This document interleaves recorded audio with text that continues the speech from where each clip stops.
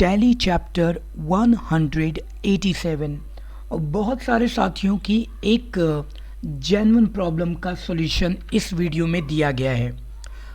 आप सभी लोग कस्टम कॉलम तो बना लेते हैं, लेकिन उसको प्रिंट करने में आपको बड़ी परेशानी आती है कि कैसे हम कस्टम कॉलम को प्रिंट कर पाएँ।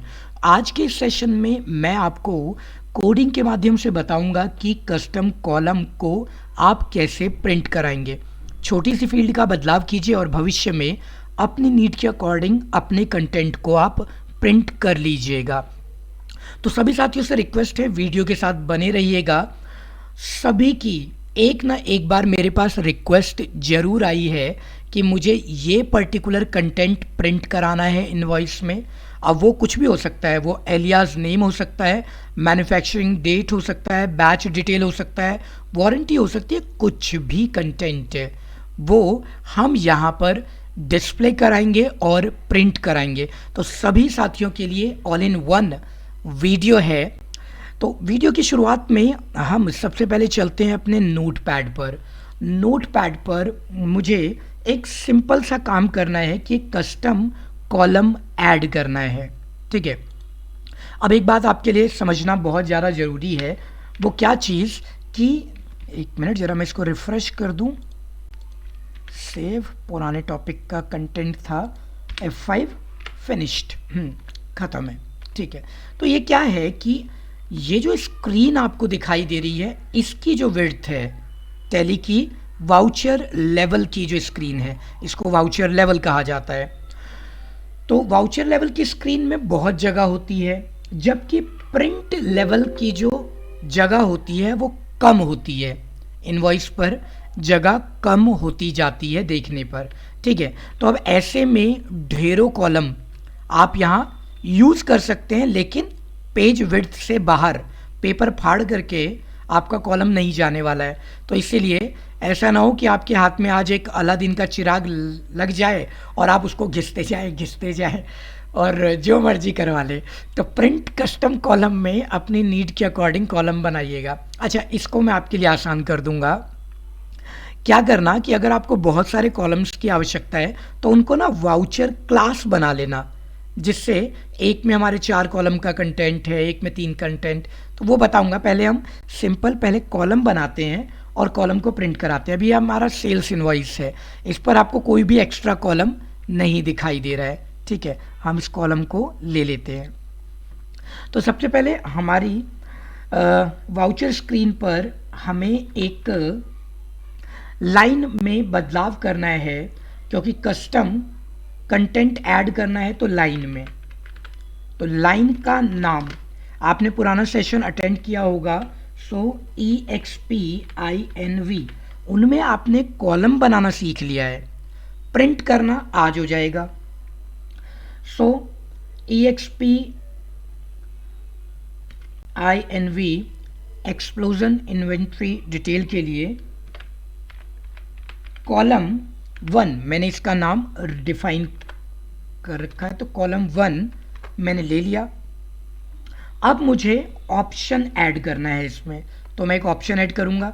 वीडियो पर आपका इंटरेस्ट बना रहे, मैं इसको स्क्रॉल कर देता हूं ताकि आपको एक एक लाइन समझ में आए। आप उसी के नीचे लिखिएगा ऑप्शन। तो अपना ऑप्शन जो है वो आ गया। अब ऑप्शन में आपको एक नाम लिखना है ऑप्शन का। जैसे मैंने लिखा राजीव मिश्रा RACLS, क्लास के लिए मैंने शॉर्ट में लिख दिया। ठीक है जी। अब आपने को क्या करना है कि ये कहाँ कहाँ अप्लाई होगा। बहुत सारे हमारे साथियों को ये बड़ा प्रॉब्लम देता है, उन्हें ये नहीं समझ में आता है कि ये कहाँ कहाँ इस्तेमाल होगा। तो आपने क्या करना है, @ इज सेल्स लगा दिया, तो ये सिर्फ सेल्स वाउचर में अप्लाई होगा।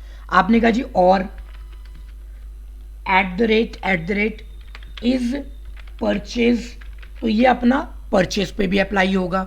ठीक है, तो और लगाते जाइए और कंटेंट बढ़ाते जाइए। और @ इज मान लीजिए कॉन्ट्रा, ये मैंने पहले भी आपको समझाया हुआ है, आज फिर रिवाइज करा देते हैं, ठीक है। ये हो गया यहाँ पर, तो ये मल्टीपल हो गए। अगर आपको ये नहीं करना है तो आप एक छोटा सा काम करो, आपने क्या करना है, एक और ऑप्शन ऐड कर दो, ठीक है, ऑप्शन। अब उस ऑप्शन का एक नाम लिख के नया वाउचर टाइप कर दीजिए, @ इज परचेज वो ले लीजिए। आप चाहें तो ऐड ऑप्शन कमांड का इस्तेमाल करके देख लीजिएगा, हो सकता है अगर आपके सिस्टम पर टैली के वर्जन में बदलाव हो तो आप ऐड ऑप्शन ले लेना, ठीक है, नहीं तो आप इतने पे ही काम चला लीजिएगा। तो मैंने सेल्स पर डाला, मुझे सेल्स पर आवश्यकता है, मेरा ये अप्लाई कराना है, ठीक है।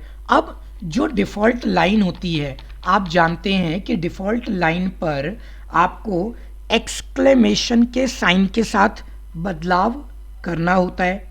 ये लेते हैं एक्सक्लेमेशन साइन। तो जो लाइन हमने ऊपर ली है उसमें बदलाव करते हैं। नाम क्या लिया मैंने इसमें, मैंने ले लिया राजीव मिश्रा CLS,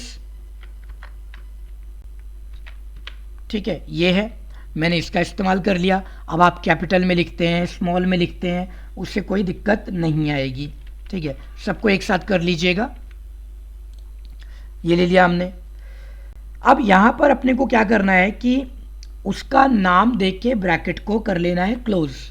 वैसे आजकल सिस्टम स्मार्ट है, नहीं भी क्लोज करेंगे तो ले लेगा, लेकिन बाद में आपको दुखी करेगा ये, इसलिए क्लोज कर देते हैं। नहीं तो कभी कभी तो मैं भूल जाता हूँ ब्रैकेट क्लोज करना, लगा देता हूँ लेकिन क्लोज नहीं कर पाता, ठीक है। ये है, ये लिया आपने। अब नेक्स्ट जो हमें क्या करना है वो हमें ऐड करना है। क्या ऐड करना है हमें एक लेफ्ट फील्ड ऐड करनी है इसमें। मतलब कहाँ पर आएगा ये आपको थोड़ा सा ध्यान देना पड़ेगा।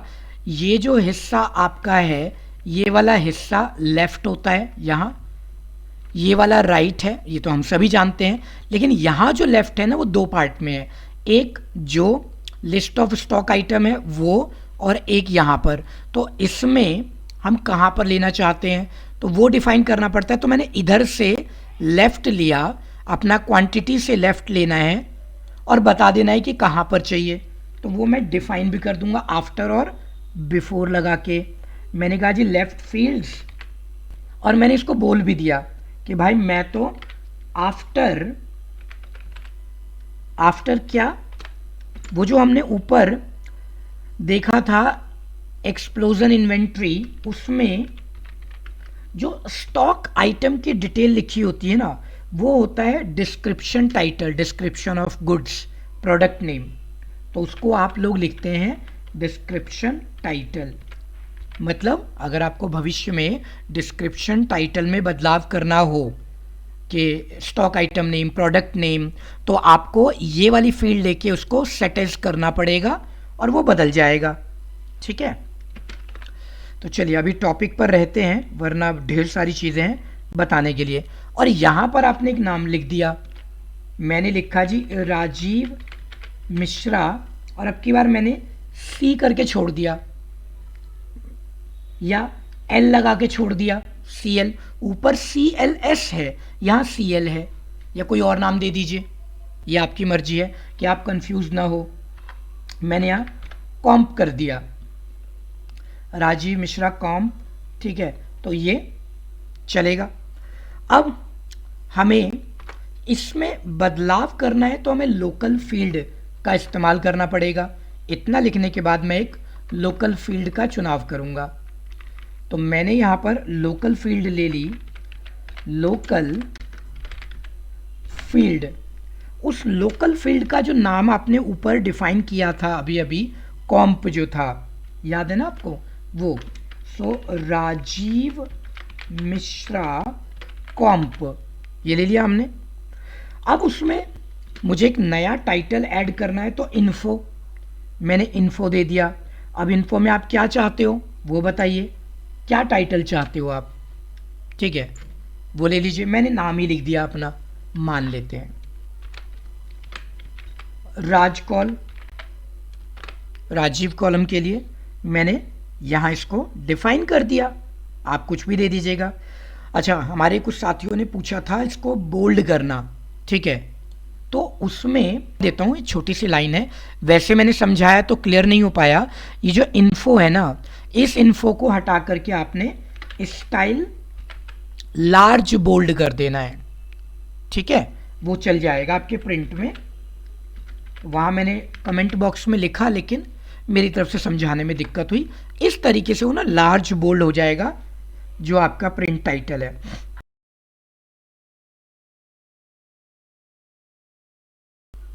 तो इस सिंपल तरीके से आप उसको लार्ज बोल्ड कर लेना प्रिंट में, ठीक है। अब आगे बढ़ते हैं। तो लार्ज बोल्ड की कमांड आप ऊपर रखो, नीचे रखो, दाएं रखो, बाएं रखो, उससे कोई फर्क नहीं पड़ता है। मुद्दा ये है कि वो प्रिंट में आना चाहिए। अच्छा जी, अब चलते हैं। हमने इसमें इसकी विड्थ को कंट्रोल करना जरूरी है। विड्थ को कंट्रोल करना बहुत ज़्यादा इम्पॉर्टेंट है। होता क्या है कि अगर आपका विड्थ आगे पीछे हो गया तो आपका अलाइनमेंट बिगड़ जाएगा, ठीक है। तो इसका विड्थ लगा लीजिए, सेम पैटर्न है, कॉपी कर लीजिए, टाइप कर लो, पेस्ट कर दो, नाम तो सेम रहेगा, बस आपने यहाँ पर इसको विड्थ ले लेना है। ये मैंने विड्थ लगा दिया। अब विड्थ आप अपनी नीड के अकॉर्डिंग कर लो। जैसे मान लेते हैं मैंने रखा 9, अभी एग्जाम्पल है, 9 ले लेते हैं। 9 लेने के बाद में अब अलाइनमेंट क्या चाहिए आपको, अलाइनमेंट चाहिए नहीं चाहिए वो आपकी मर्जी है, हटा सकते हैं। विड्थ नहीं भी देंगे तो भी स्टैंडर्ड साइज़ आ जाएगा। मैं लेकिन लगा देता हूँ ताकि मैं भविष्य के सवालों से बच जाऊँगा। कोशिश करूँगा जितने क्वेश्चंस के आंसर हैं मैं इसी में निपटा दूँ। ये रहा सेंटर, ठीक है। अब क्या लगाना चाहते हैं, लार्ज बोल्ड हम लगा चुके हैं, अलाइनमेंट लगा चुके हैं। आप क्या उसमें बैकग्राउंड कलर भी चाहते हो क्या? अगर आप बैकग्राउंड कलर भी चाहते हो तो बैकग्राउंड भी लगा लो, सेम पैटर्न ले लो। बस यहाँ क्या करना है, बैकग्राउंड को चेंज कर लो। बैकग्राउंड हमें क्या चाहिए उस कलर का नाम दे दो, मान लेते हैं रेड दिया। अभी चमक करके आएगा, वो हाईलाइट होकर के आ रहा होगा, ठीक है। चलिए यहाँ तक हम पहुँच गए। और बैकग्राउंड अगर नहीं भी लेना है तो इस लाइन को यहाँ से डिलीट कर देंगे। अब हमने ये तो डिसाइड कर लिया कि इसमें क्या क्या फॉर्मेटिंग होनी है टाइटल पे। ये तो रहा सिर्फ टाइटल की बात। अब टाइटल के बाद कंटेंट भी डिस्प्ले होगा, राइट। जैसे अब मैं इसको सेव कर दूं, अब सेव करके टैली पर जाऊंगा क्योंकि ये हाफ कमांड रिफ्रेश कर दिया। अब मैं इसको जा कर के वाउचर में अगर मैंने ऑल्ट पी कर दिया तो ये एरर दे देगा, कहेगा कि भाई आपको ना अभी डिस्क्रिप्शन लिखना है, डिस्क्रिप्शन लिखा नहीं है आपने, तो बिना डिस्क्रिप्शन के मैं कैसे डिस्प्ले करा दूं। तो इस वजह से एरर आ जाएगी, इस वजह से मैं उसको आगे नहीं कराऊंगा। मैं सिर्फ इतना रख करके वापस नोटपैड पे चलता हूँ। तो बीच बीच में टेस्ट करना चाहें तो आप कर लीजिएगा, एक आध बार एरर आएगी, आप अपने आप समझदार हो जाएंगे कि भाई ये करूँगा तो ये गलती होगी, टैली बंद हो जाएगा, एरर देगा, ये करूँगा तो ऐसा हो जाएगा। तो ये ध्यान रखना है हमें। चलिए अब एक काम करते हैं, जो हमारा लाइन है एक लाइन और है। अभी तो हमारी सिंगल लाइन थी, सिंगल लाइन कौन सी थी अपनी, वो ऊपर टाइटल के लिए, अब कंटेंट के लिए। So explosion of inventory, that is, ठीक है। ये हम कुछ नाम अपने आप ही बड़बड़ाते रहते हैं, आप ध्यान मत दीजिएगा। इन्वेंट्री डिटेल्स, क्योंकि हम लोग टीचिंग करते हैं ना, तो टीचिंग में हमने अपने अपने फार्मूलाज बना रखे होते हैं कोड वर्ड याद रखने के लिए कि हाँ ये क्या चीज़ है। मैंने अपने एक वीडियो में बताया भी है। तो हमारे कुछ तकिया कलाम होते हैं, उनका इस्तेमाल किया जाता है। तो ठीक है, अब बात करते हैं इस पर नेक्स्ट कि हमें डिटेल दिखानी कहाँ कहाँ, क्या क्या डिटेल दिखानी है। तो वो डाल देता हूँ मैं। अपना लाइन को डिफाइन करने से पहले एक ऑप्शन डालना ज़रूरी है, तो मैंने ऑप्शन डाल दिया। ये ऑप्शन थोड़ा स्क्रॉल करके नीचे कर देता हूँ ना, ऑप्शन, ऑप्शन में अपना ऑप्शन का एक नाम रखेंगे, नाम रखना ज़रूरी है, वरना वो डुप्लीकेट पुकारेगा। मैंने RM कर दिया, राजीव मिश्रा। ये लीजिए, ये पहुंच गए। अब आपने फील्ड लिख दी, लाइन लिख दी इन्वेंट्री डिटेल्स, क्योंकि हमने ऊपर लिखी है ना वो, तो उसको RM करके मैंने ले लिया है। अब ये किस पे अप्लाई करेंगे?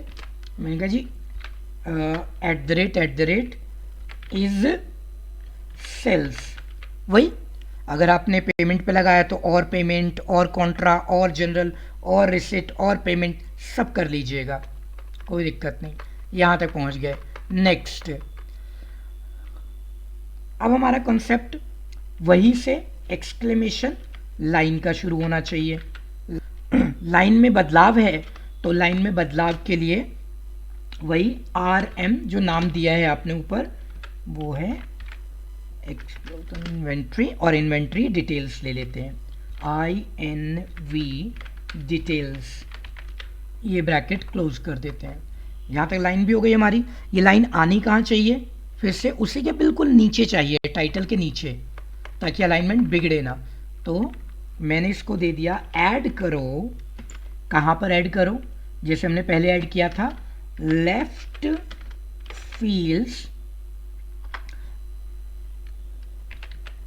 फील्ड्स कर देते हैं जो हमने लगाया था। और हमने ऊपर, याद होगा, हमने उसको बोला था आफ्टर किसके? फिर मैंने उसको बताया था कि EXPINV और डिस्क्रिप्शन टाइटल। लेकिन अब की बार टाइटल तो हो गया, नीचे जो कंटेंट होता है ना उसको डिस्क्रिप्शन कहा जाता है, तो डिस्क्रिप्शन के बाद आएगा। ठीक है, आ जाना। क्लियर यहाँ तक? और उसका नाम, क्या नाम दिया था आपने, ये याद रखना होगा। ऊपर हमने उसका नाम राजीव मिश्रा कॉम्प कर रखा था, वही आपको यहाँ पर लेना है। कॉम्प ले लेते हैं। सो राजीव मिश्रा कॉम्प, ठीक है जी, यहाँ तक पहुँच गए। ये हमने ऐड कर दी लाइन। अब हमारा नेक्स्ट कंसेप्ट, अब हमें फील्ड ऐड करनी है, डिटेल मतलब डिस्क्रिप्शन। ये इंपॉर्टेंट मुद्दा है। हमारा जो खेल है ना वो इस फील्ड पर टिका हुआ है कि इसमें जो आप देंगे वही डिस्प्ले होगा। देखते हैं, ये लो जी, फील्ड दे दो। फील्ड का नाम याद है आपको? राजीव मिश्रा और COMP, राइट, यही नाम दिया था आपने ऊपर, तो फील्ड का नाम ले लिया। अब क्या करना है? यूज कमांड लगाते हैं। अब यूज में क्या चाहिए आपको?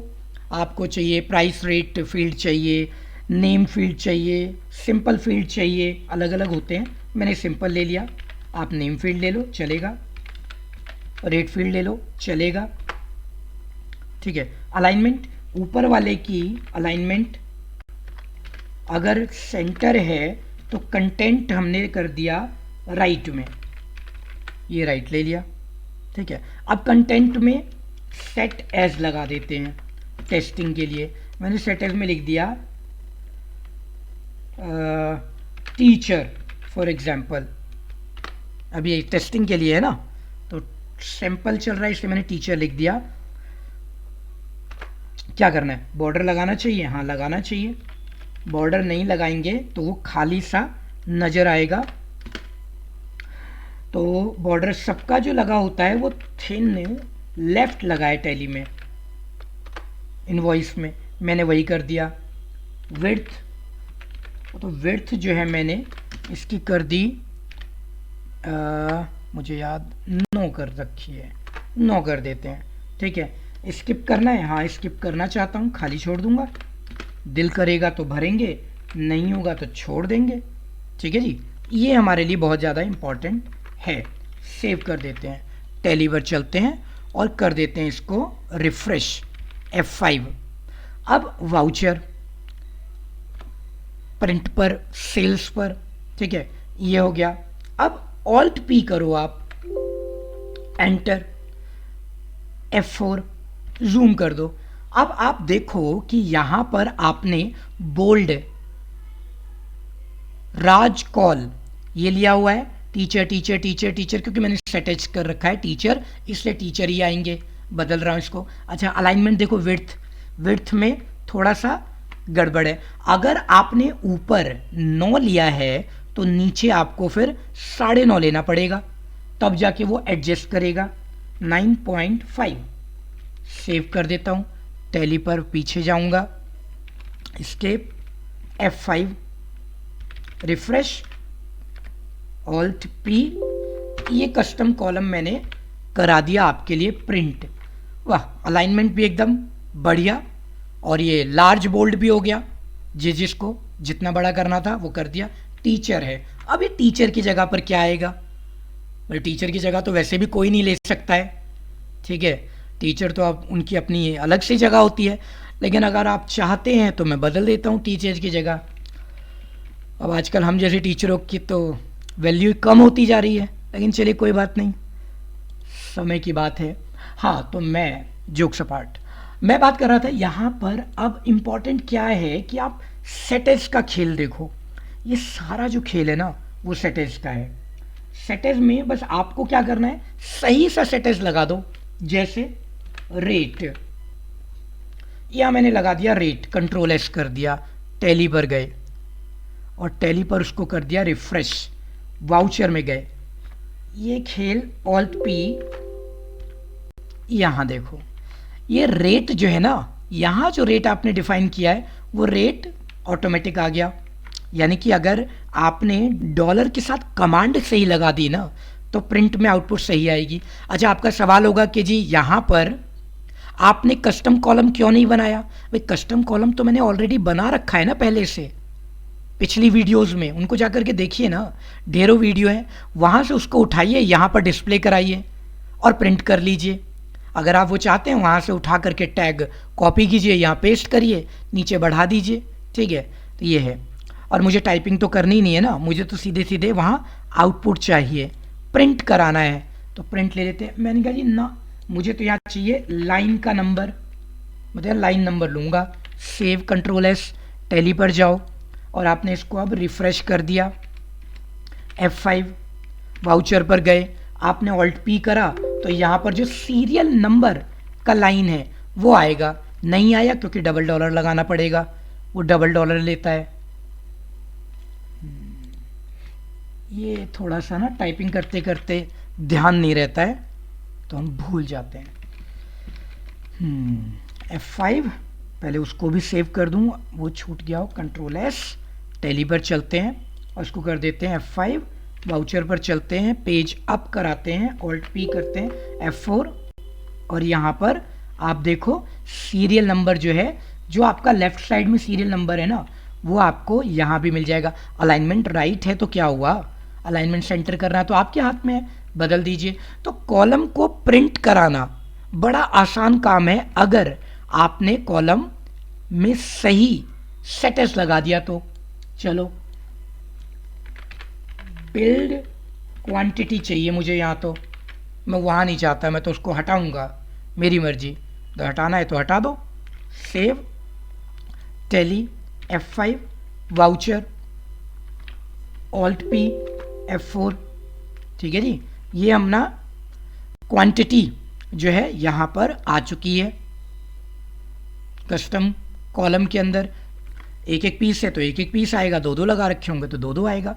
तो देखिए कस्टम कॉलम को प्रिंट कराना बहुत सिंपल काम है। अब जो मेरे साथी चाहते हैं कि जी सर कॉलम में ये चीज़ आए, तो कॉलम में ये चीज़ आएगी ज़रूर, बशर्ते अगर आपने यहाँ जो सेट एज है वो सही लगा दिया तो बिल्कुल सही चीज़ आएगी।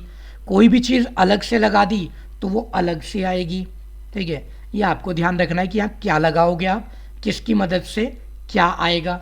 ऊपर से आपको स्टॉक आइटम चाहिए दोबारा, वो stock item dollar stock item लगाइए, स्टॉक आइटम का नाम रिपीट हो जाएगा, ठीक है। चलिए, तो जो मेरे साथी रिक्वेस्ट कर रहे थे प्रिंट कस्टम कॉलम की, मैंने उनके लिए कस्टम कॉलम प्रिंट करा दिया। अगर आप खुद से कंटेंट यहाँ डाल लोगे तो वेल एंड गुड, नहीं कर पाते हो तो मैं तो वीडियो बना रहा हूँ, मैं वीडियो में वो सारी चीज़ें आपको दिखा दूंगा। आपकी कोई भी रिक्वेस्ट हो TDL से रिलेटेड, बस आप एक कमेंट कीजिए, डिटेल दीजिए, एग्जाम्पल दीजिए और आपका काम चुटकियों में हो जाएगा। आसानी से आपको टीडीएल और कोड मिल जाएगा। अब इसका जो नेक्स्ट लेवल है मैं उस पे काम करूँगा। जो मेरे साथियों ने रिक्वेस्ट की थी ना कि सर इसमें एलियास आना चाहिए, इसमें मैन्युफैक्चरिंग की डिमांड पहले है। मैंने मैन्युफैक्चरिंग वाली जो है बैच वाइज डिटेल अभी 188 में उसको कंप्लीट करूँगा। उनको बैच वाइज डिटेल दिखाता हूँ यहाँ पर कि बैच वाइज डिटेल कैसे आएंगी सारी की सारी, बस उसका यूज़ कर लेना है। चलिए, तो टैली चैप्टर 187 यही कंप्लीट हुआ। अच्छा लगे तो आप एक कमेंट कर दीजिएगा। आगे बढ़ते हैं टैली चैप्टर 188 की ओर।